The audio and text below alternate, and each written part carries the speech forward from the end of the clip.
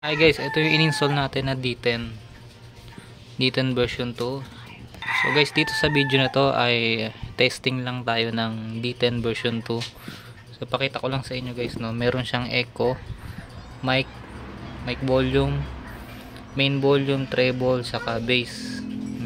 Tapos ito yung dinagdag niya yung LED panel. So ganun pa rin naman guys, meron siyang dalawang mic. Tapos audio input, FM, tapos ito yung dinagdag din niya. May DC switch siya, saka AC switch. Ayan guys. Ayan. Tapos may USB rin, tapos micro SD na slot. So yun guys, testing natin yung yung echo, no. Hello. Hello, mic check. Hello. So dyan nakasagad yung echo niya guys. Hello. Tapos yung mic volume. Hello. So hindi pa yan sagad. Sagad pa natin. Hello.